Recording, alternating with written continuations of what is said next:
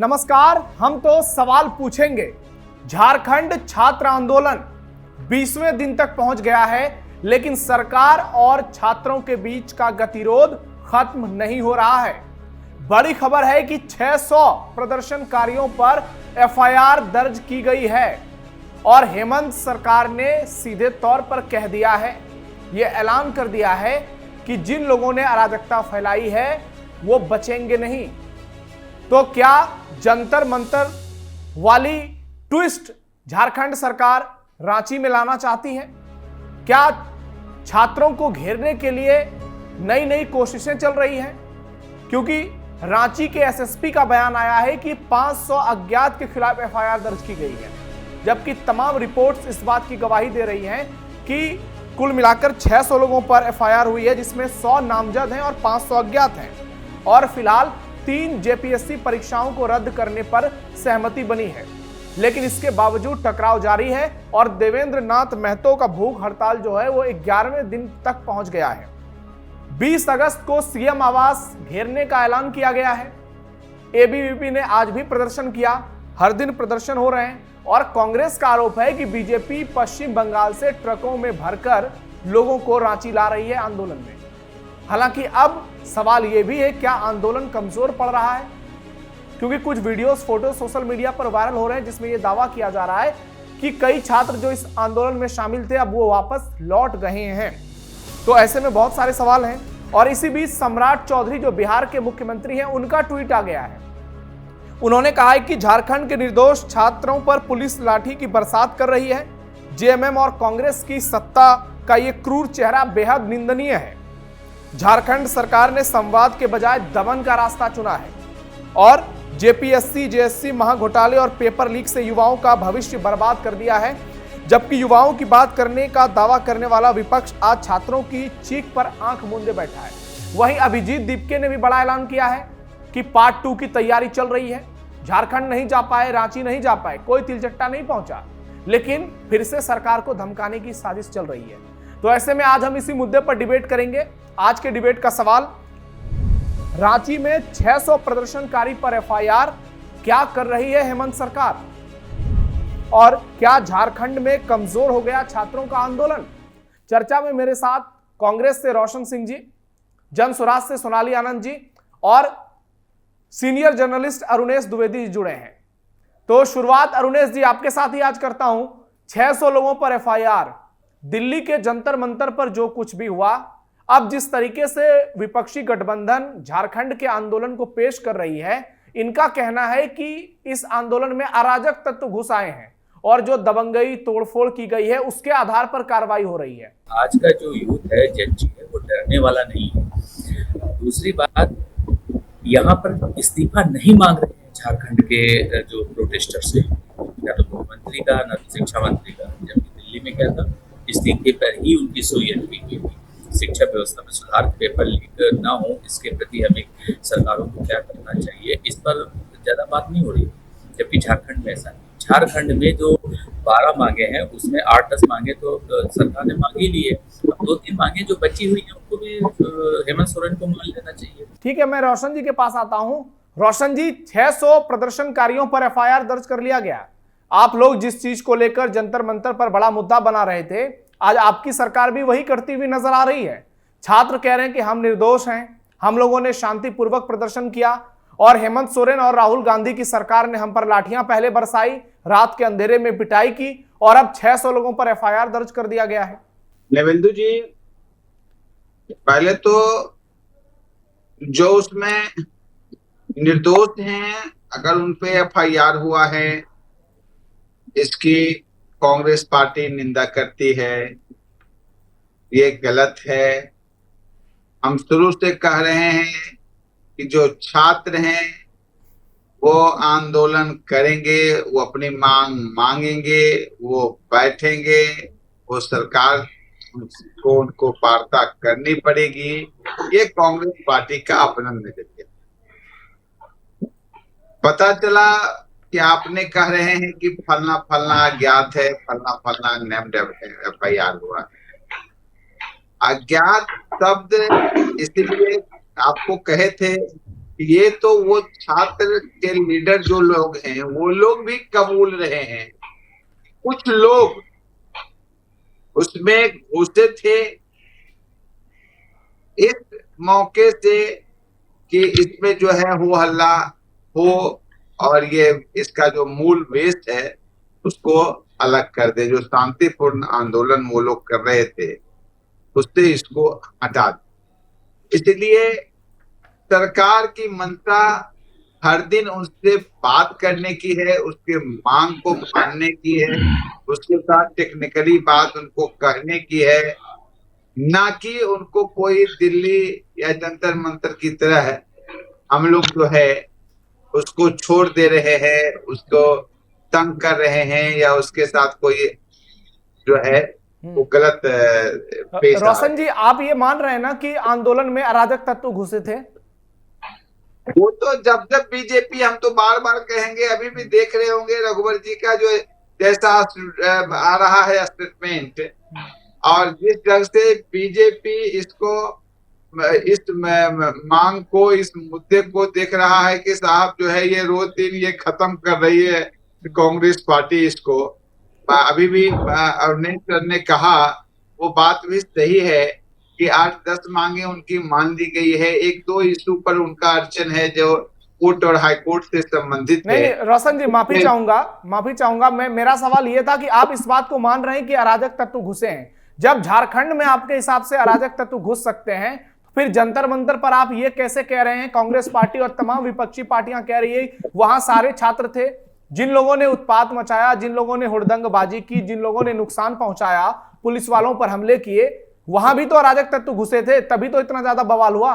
आज आपकी सरकार है तो आप कह रहे हैं अराजक तत्व घुस गया है, और जहां बीजेपी की सरकार होती है आप वहां कुछ और कहते हैं। यानी ये दोहरा मापदंड कांग्रेस पार्टी को लगातार फंसाती जा रही है। नहीं, ठीक है, आपको बात बहुत अच्छी लगी सुनने में। और मैं ये आपको बता दें कि आप ही के चैनल से डिबेट हो रहा था। एक बात जान लीजिए, वहां अराजक तत्व लड़के तो कम थे, वहां जो अराजक तत्व की भूमिका अदा कर रहे थे ट्रक भर के या वो साहब जो है रगेद रगेद के और गलत है, वहां का जो पुलिसिया आतंक था वो अराजक जैसा व्यवहार कर रहे थे। यहाँ भी पुलिस, अभी अवनीश सर ने कहा, हम लोगों को भी सुनने में खराब लगता है, उसकी निंदा करते हैं कि अगर कोई 1-2 पुलिस, 5 पुलिस अगर कोई इस ढंग का काम बच्चों के साथ कर रहे हैं तो उनको चिन्हित किया जाएगा। आज आपके चैनल पर बोल रहे हैं कि अगर वो बच्चों के साथ जो है दरिंदगी किए हैं, गलत किए हैं, तो उनको चिन्हित करके सजा दिया जाएगा। कांग्रेस पार्टी बच्चों के हित में, बच्चों के साथ है, और छात्रों के साथ अगर कोई दरिंदगी करेगा, कोई गलत करेगा, उसको जो है छोड़ा नहीं जाएगा, बख्शा नहीं जाएगा। ठीक है, लेकिन हमारे अमित शाह जी बतावें, उनको तो रोज हम लोग पूछ रहे हैं कि साहब वो कौन दिया था वो वहां आदेश उन पुलिसिया आतंक को जो है बढ़ावा देने के लिए। हमारा इशू दूसरा है नवेंदु जी। रोशन जी, अमित शाह तो बोलने के लिए तैयार हुए थे, आप लोग ही पीछे हट गए, कांग्रेस पार्टी ने बायकॉट कर दिया और अब अनिश्चित काल तक के लिए संसद स्थगित हो गया है। अमित शाह जो है वो बोलने के लिए नहीं उठे थे। अमित शाह जो है वो सदन को डिस्टर्ब करने के लिए उठे थे, और उस समय उठे थे जिस समय वो जान गए थे कि उनको स्पीकर से बात हो चुकी थी कि साहब जो है इसी ढंग का खेला करना है अंतिम दिन, जो कि हमको कोई बोलना नहीं पड़े। ठीक है, बोलेंगे तो फंसेंगे। ठीक है सोनाली जी, तो ऐसा बात बोलेंगे जिसका कि कोई संसद में महत्व नहीं। ठीक है सोनाली जी, क्या ये आंदोलन कमजोर पड़ गया है झारखंड में? देखिए, क्या मेरी आवाज आ रही है? हाँ आ रही है। ये 20वां दिन है, और जिस ढंग से जैसे कि आपने ही कहा, और ये बात सच भी है कि बहुत सारे डिमांड्स माने गए हैं, जिस ढंग से वो अग्रेशन जो होता है वो दिन ब दिन थोड़ा शायद आपको कम दिखाई पड़ रहा होगा, लेकिन जिस ढंग से अभी भी स्टूडेंट्स डटे हुए हैं, मुझे नहीं लगता कि ये चीजें अभी आप इसे कमजोर कह सकते हैं या फिर उतना स्ट्रॉन्ग फर्स्ट डे वाला अग्रेशन नहीं कह सकते, लेकिन अभी भी ये चीजें चल रही हैं। उससे भी बड़ी बात यहाँ पे ये है कि सिर्फ यहाँ पे ये झारखंड की बात नहीं है, यहाँ पे सिर्फ सीजेपी की बात नहीं है, अगर हम पूरे देश में देखिए, किसी पार्टी की भी बात यहाँ पे नहीं है, बात यहाँ पे ये है कि पूरे देश में एक काइंड ऑफ, ये आप कह सकते हैं, रिफॉर्म हमें दिखाई देखने को पड़ रहा है कि स्टूडेंट आज अपने हक की बात कर रहे हैं, चाहे वो बच्चे म्यूट ही क्यों ना हो, चाहे वो बच्चे आज देख भी क्यों ना पा रहे हो। आपने ये तक भी देखा होगा कि जो बच्चे स्कूल में पढ़ते हैं वो भी अब अपने हक की आवाज की बात कर रहे हैं। तो यहाँ पे ये सबसे बड़ा मुद्दा है कि ये कम से कम आंदोलन का सबसे अच्छा पहलू ये रहा है, इसने हर व्यक्ति को एटलीस्ट जागरूक किया है, हर एक स्टूडेंट को जागरूक किया है, और हर व्यक्ति जो अब हर सिस्टम में एडजस्ट करने की बात करता था, आज वो अपने हक की बात कर रहा है। दूसरी बात मैं यहाँ पे ये कहना चाहती हूँ कि पॉलिटिसाइजेशन या राजनीतिकरण की बात कही जा रही है। सीजेपी के प्रोटेस्ट को राजनीतिकरण से क्रिटिसाइज किया गया कि इसका राजनीतिकरण हो रहा है, और हमने वहां पे देखा कि स्टेज से कभी भी पॉलिटिकल नारे नहीं लगे, पॉलिटिकल स्लोगन्स नहीं आए, पॉलिटिकल लोग आए पर उन्होंने कभी बैनर का यूज नहीं किया। यहाँ पे हमने झारखंड में क्या देखा कि बीजेपी अपना पॉलिटिकल, उसको अगर वहां वो क्रिटिसाइज कर रही थी उनकी सरकार, लेकिन यहाँ पे सेम चीजें हो रही हैं जो कि इक्वली क्रिटिसाइज करने वाली बात है, लेकिन यहाँ पे हमने देखा कि जब यहाँ पे स्टूडेंट्स पे लाठी चार्ज होता है तो बीजेपी एक बंद करने का प्रयास करती है, बंद करने का घोषणा करती है झारखंड को। तो क्या ये यहाँ पे डबल स्टैंडर्ड हमें नहीं दिखाई पड़ता है? अगर लेकिन नहीं सोनाली जी, आप वहां डिंपल यादव जाती हैं, समाजवादी पार्टी के तमाम सांसद जाते हैं, राहुल गांधी भी जाते हैं, अब किसकी बारी होती? सब सारे लोग तो चले ही गए। मैं तो यही कहना चाहती, तो आपने वहां पे क्रिटिसाइज किया, आपने बोला कि आप स्टूडेंट की डिमांड को आप पॉलिटिकल स्टेज बना रहे हैं, तो यहाँ पे भी आप वही काम कर रहे हैं। तो बेसिकली बीजेपी अगर इस बात का बहुत खंडन कर रही थी तो उन्हें ये काम यहाँ नहीं करना चाहिए था। लेकिन सोनाली जी, एक अंतर है ना कि झारखंड के छात्रों ने किसी पॉलिटिकल पार्टी को अपने साथ नहीं घुसने दिया। बीजेपी अगर प्रदर्शन कर रही है तो वो अलग से कर रही है, साइड से कर रही है। स्टूडेंट ने क्लियर कर दिया कि यहाँ कोई नेता नहीं आएगा, चाहे वो बीजेपी का हो या किसी पार्टी का हो। मैं ये कहना चाह रही हूँ कि हर व्यक्ति का कोई ना कोई पॉलिटिकल एफिलिएशन होता है, लेकिन हम किस बैनर को वहां यूज करते हैं ये मैटर करता है। आपका भी कोई पॉलिटिकल एफिलिएशन हो सकता है, मेरा भी है, यहाँ पे हर व्यक्ति बैठा उसका हो सकता है। तो हम किससे सपोर्ट करते हैं ये मायने नहीं रखता वहां पे, लेकिन हम उस स्टेज पे चढ़ के किस मुद्दे को उठा रहे हैं यहाँ पे मायने रखता है। मैं इस बात को यहाँ कहना चाह रही हूँ। दूसरी बात यहाँ पे ये है कि अगर सच में यहाँ पे आप स्टूडेंट की हित की बात कर रहे हैं, और ये हमें मानना पड़ेगा, पूरे भारत में एजुकेशन सिस्टम फेल हो चुका है, और मैंने ये पहले भी बात कही और आज भी मैं ये बात कह रही हूँ कि ये तो कॉम्पिटिटिव एग्जाम की बात हो रही है, स्टूडेंट के भविष्य की बात हो रही है, लेकिन अगर हम प्राइमरी एजुकेशन की भी बात करें, सेकेंडरी एजुकेशन की भी बात करें, या फिर हर लेवल की, वहां पे शिक्षा व्यवस्था पूरे भारत में खत्म है, ये बात हमको माननी चाहिए। तो सबका अग्रेशन टोटली यहाँ पे हमको दिखाई पड़ रहा है। तो मैं यही कहना चाह रही हूँ कि सरकार को यहाँ पे अगर सच में इतनी जागरूकता के बाद भी अगर उन्हें लगता है कि एक्शन स्टूडेंट पे उन्हें बर्बरता करनी पड़ रही है, तो मुझे लगता है ये सही नहीं है, और उन्हें जिस ढंग से लगता है कि मुझे बीच का रास्ता निकालना चाहिए, इससे पॉलिटिकल एंगल नहीं देखे, स्टूडेंट के हित की बात करनी चाहिए। ठीक है अरुणेश सर, क्या पूरे देश में वाकई में शिक्षा व्यवस्था की हालत इतनी खराब है जो जनस्वराज की तरफ से कहा जा रहा है? नहीं, देखिए, तो हालत पूरे देश में शिक्षा व्यवस्था की कितनी खराब है, कितनी सही है, इसका तो ईमानदारी से अगर आकलन किया जाए, और हमारी सरकारें चाहे 2014 की पहले की सरकारें रही हो या 2014 के बाद की सरकार रही हो, ईमानदारी से अगर इस सवाल का जवाब ढूंढे ना, तो वास्तव में शिक्षा की हालत जो है सही हो जाएगी।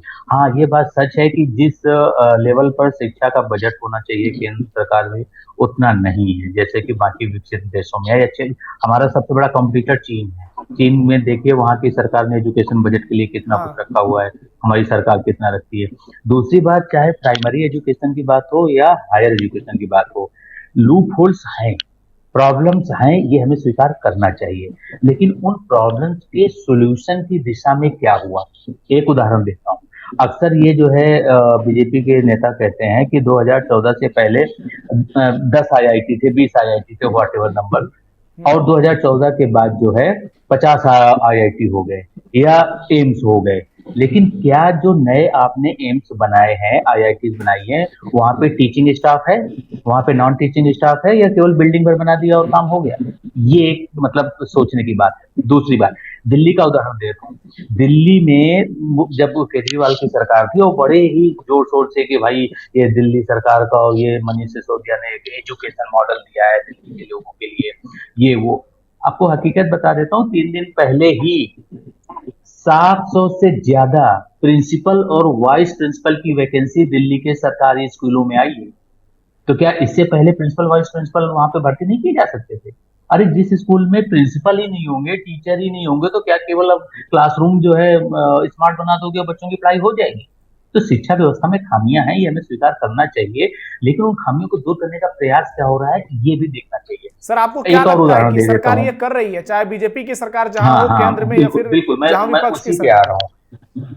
बिल्कुल मैं उसी पे आ रहा हूँ। सरकारें दिखावे के लिए ये तो कर रही है, लेकिन ग्राउंड रूट पर उसका परिणाम नजर नहीं आ रहा है। उदाहरण के तौर पर स्टेट गवर्नमेंट की यूनिवर्सिटीज ले लीजिए, आपके अपने बिहार स्टेट की मैं बात कर देता हूँ। कितने स्टेट गवर्नमेंट की यूनिवर्सिटीज में टीचर्स, असिस्टेंट प्रोफेसर की वैकेंसी खाली है और सरकार उनको क्या भर रही है?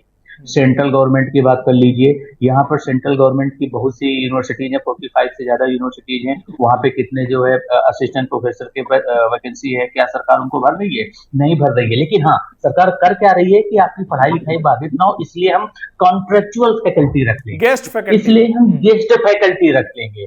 अरे भाई, गेस्ट फैकल्टी को आपने मनरेगा का मजदूर समझ रखा है?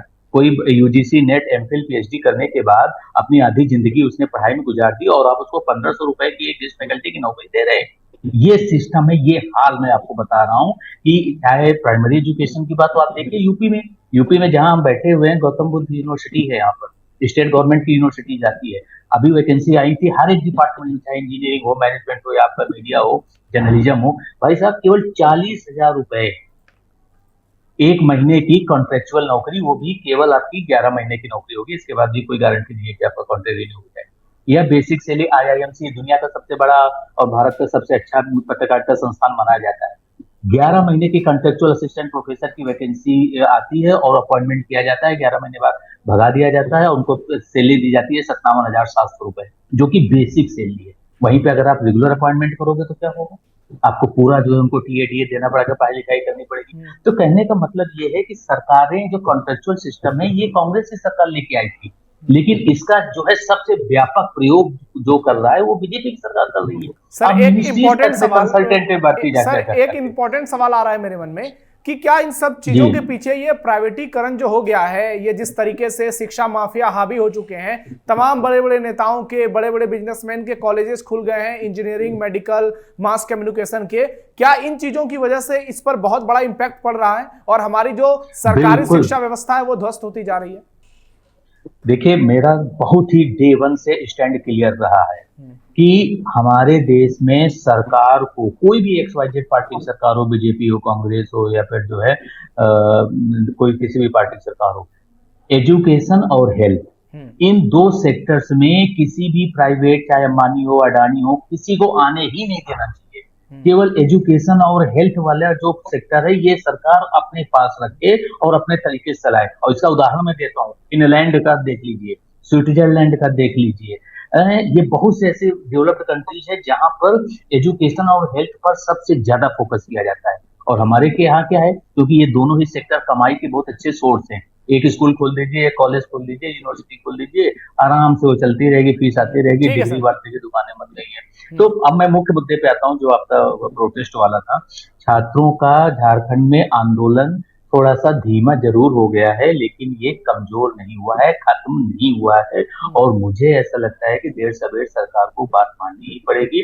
और वहीं पर जो संसद में हंगामा हुआ, ये बेहद ही दुर्भाग्यपूर्ण है, क्योंकि जब एक जिम्मेदार मंत्री बयान दे रहा है, स्टेटमेंट दे रहा है, तो बिना सुने आपने कैसे फैसला कर लिया कि वो लेक्चर दे रहे हैं या फिर जो सवाल पूछे गए उनका जवाब दे रहे हैं? उसके लिए पहले आपको सुनना पड़ेगा ना, एक अच्छा श्रोता बनना पड़ेगा। लेकिन आप तो वॉकआउट करके चले जाते हो। इसलिए ना तो मुझे सत्ता पक्ष से ऐसी उम्मीद थी, अमित शाह को क्या अब आना था बोलने के लिए? अब इतने दिनों से वहां पे संसद चल रही है, आप पहले भी तो आ सकते थे, सवाल तो आपसे पहले भी पूछे जा रहे थे। लेकिन आपने जानबूझ के लास्ट डे पे चुना या 1-2 दिन पहले के चुना। अरे भाई, जब से संसद का मानसून सत्र चल रहा है तभी आप आ जाते, जब से हंगामा हुआ तब आकर के आपको जवाब दे देते। लेकिन सत्ता पक्ष हो या विपक्ष हो, दोनों ने ही मुझे निराश किया है। और मुझे लगता है कि छात्रों से जुड़े मुद्दों को निपटाने के लिए, उनकी समस्या का समाधान करने के लिए सत्ता पक्ष और विपक्ष को एक साथ आना चाहिए। ठीक है रोशन जी, ऐसा बार बार क्यों होता है कि देश के जो लोग हैं उनके टैक्स के पैसे से चलने वाला लोकतंत्र का मंदिर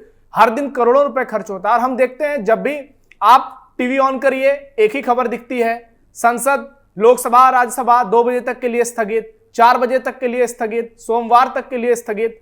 जब देश के गृह मंत्री बोलने के लिए तैयार हुए, पहले तो अरुणेश सर ने बहुत सही बात कही कि उन्होंने लास्ट का मौका चुना, ये गलत किया, लेकिन जब वो बोलने के लिए तैयार हुए, किरण रिजिजू आपसे रिक्वेस्ट करते रहे, लेकिन आप लोग बाइकआउट करके चले गए। हर बार संसद में बहिष्कार इस तरह से क्यों कर देते हैं? पीछे भी अभी जस्ट इस बात को आपको बता रहे थे निमिंदु जी, हमारा कहना जो अमित शाह जी से था, पहले तो उस बात पर उन्होंने, हम कहते रह गए, उन्होंने माना नहीं। जो अरुणेश सर जी भी ने कहा बात सही है कि हम कहते रह गए, वो माने नहीं, जबकि वो हम मिनिस्टर हैं और उन्होंने ऑर्डर दिया था, उन्होंने, उनकी गलती है, वो उनको रिजाइनेशन देना चाहिए। ठीक है, अब आइए बात पे, जिस बात को वो बोल रहे थे, हमारा बाइकआउट क्यों हुआ, कैसे हुआ, वो जब आप संसद के कार्यवाही को देखेंगे, जिस चीज को वो बोलना चाह रहे थे, जिस चीज को हमारा कहना है कि वो संसद जिस बात के लिए आपको जो है मंत्री बनाया गया है कि आपसे क्वेश्चन किया जाएगा, आपसे बातें पूछी जाएगी, आप उसका जवाब देंगे, चलिए, ना कि आप जो है विपक्ष को जो है केवल नेहरू जी से शुरू करेंगे और आईना दिखाने के लिए सरकार नहीं करती। टाइम बिल्कुल खत्म हो रहा है। सोनाली जी से दो सवाल, छोटे छोटे सवाल। सोनाली जी, क्या बीजेपी और कांग्रेस दोनों की गलती है संसद में? जनस्वराज पार्टी को क्या लगता है? और दूसरा सवाल, क्या झारखंड में हेमंत सोरेन सरकार को सीबीआई जांच की जो बात छात्र कर रहे हैं उसको मान लेना चाहिए? प्लीज 30 सेकंड में बताइएगा। जी, पहले मैं दूसरे सवाल पे जाऊंगी। ये जो आपने कही सीबीआई वाली जांच की बात, मुझे लगता है ये बिल्कुल, अगर आपके किसी भी स्टूडेंट को या जो पक्ष उसमें कह लीजिए एक स्टेक होल्डर है और उसे सरकारी एजेंसी पे जो राज्य सरकार की है उस पे उसे अगर भरोसा नहीं है, स्टूडेंट जैसे केस हमने बिहार में भी अनेक बार देखा है, और अगर उस स्टेक होल्डर की डिमांड है कि ये जांच केंद्रीय एजेंसी द्वारा होनी चाहिए, तो मुझे लगता है ये होनी चाहिए, क्योंकि अल्टीमेटली आपको सत्य तक पहुंचना है, इन केस को सॉल्व करना है और जिससे जनता में विश्वास बने वो चीज करना चाहिए। तो इसमें मुझे नहीं लगता आपत्ति कुछ भी होनी चाहिए, अगर आप निष्पक्ष जांच करना चाहते हैं तो। दूसरी बात यहाँ पे ये है कि सीधी सी बात है, सेशन बहुत कम समय के लिए होता है, कोई भी सेशन, और वहां पे जब सवाल उठते हैं तो मुझे लगता है कि वो एक प्लेटफॉर्म होता है जहाँ पे दोनों पक्ष अपनी बातें रखते हैं और जनता बैठ के सुनना चाहती है कि सरकार का रुख क्या है और विपक्ष का रुख क्या है। अगर उसमें समय की बर्बादी होती है या फिर कोई भी मुद्दा सामने नहीं, कंक्लूजन नहीं निकलता, तो ये लगता है ये एक्चुअली में सही बात नहीं है। तो मुझे लगता है कि यहाँ पे एक काइंड ऑफ बच के निकलने वाली बात होती है कि ज्यादा गलती किसकी है सोनाली जी? जी, ज्यादा आप लोगों के हिसाब से क्या लग रहा है, किसकी गलती है, कौन ज्यादा दोषी है? देखिए, मैं इस बात पे टिप्पणी नहीं करूंगी, लेकिन मैं एज अ ऑडियंस इस बात को कहूंगी कि जिस बात की हम अपेक्षा रखते हैं, हमें सरकार के विपक्ष क्योंकि हम भारत की जनता में से एक है, हम भले वहां पे नहीं है, केंद्र सरकार में नहीं है, लेकिन हम ऐसे वोटर हैं, तो हमें लगता है कि दोनों की जिम्मेदारी यहाँ पे इक्वली बनती है कि सेशन सही ढंग से चले और जो प्रश्न है उसके उत्तर है, ताकि हम जवाब सुन सके एज अ जनता, जो सच है वो यहाँ पे सामने निकल के आ सके। ठीक है सोनाली जी, ओके। अरुणेश सर से एक 10 सेकंड का कमेंट चाहूंगा। सर, अभिजीत दीपके ने फिर से ऐलान किया है कि वो पार्ट 2 की तैयारी में है, झारखंड रांची नहीं पहुंच पाए लेकिन पार्ट 2 की बात कर रहे हैं, तो क्या समझ रहे हैं आप इससे? देखिए, ऐसा है जैसे आजकल जो है फिल्में कुछ नहीं आती हैं कि एक गदर 1 अगर आ गई है वो हिट हो गई तो भी गदर 2 आती है। वह कुछ फिल्में हिट भी होती हैं, ऐसी बात नहीं है, लेकिन जो एक बार आ गया ना तो जरूरी नहीं है कि दोबारा भी उतना हिट हो जाए। दरअसल अभी उनको, मुझे ऐसा लगता है कि एक तरीके से आम आदमी पार्टी ने उनको जो है इनके दिमाग में ये भर दिया है कि बिल्कुल सही ट्रैक पे जा रहे हो, ऐसे राज्य भर में अलग अलग राज्यों में जाओ, हंगामा करो, प्रोटेस्ट करो और तुम्हारा राजनीतिक जो करियर है, पॉलिटिकल करियर है, वो बहुत उज्जवल होगा। खैर, ये मुझे ऐसा लगता है। अब मैं एक दूसरी बात कह दूं कि झारखंड की ये जो प्रोटेस्ट वाली बात है ना, ये अब आपके बिहार में भी पहुंच रहा है। समस्तीपुर में जो है आधी की खबर है, बहुत से छात्र होते थे, उनके ऊपर जो है बिहार पुलिस ने लाठीचार्ज किया है, तो उनका भी सपोर्ट मिल रहा है। मैं तो सिर्फ इतना चाहूंगा कि चाहे सत्ता पक्ष हो, चाहे विपक्ष हो, चाहे ये पार्टी हो, चाहे वो पार्टी हो, उनको मिल करके छात्रों की समस्याओं का टाइम मेरे पास खत्म हो गया। अब देखना ये होगा कि झारखंड में क्या सरकार और छात्रों के बीच जो बातचीत पिछले दिनों हुई थी अब बंद हो गई है, क्या वो 20 तारीख तक सही ढंग से हो पाएगी? क्योंकि 20 तारीख को सीएम आवास घेरने का ऐलान किया गया है और जो गतिरोध चल रहा है वो खत्म होगा। हेमंत सोरेन सीबीआई जांच करवाएंगे, इस बात की संभावना ना के बराबर है और छात्र भी पीछे नहीं हट रहे हैं। ऐसे में आप लोगों की क्या राय है कमेंट बॉक्स में जरूर बताइए। अरुणेश जी, रोशन जी, सोनाली जी, आप तीनों हमारे साथ जुड़े इसके लिए बहुत बहुत धन्यवाद। फिलहाल के लिए इतना ही। देश दुनिया की और खबरों के लिए आप जुड़े रहिए कैपिटल टीवी के साथ।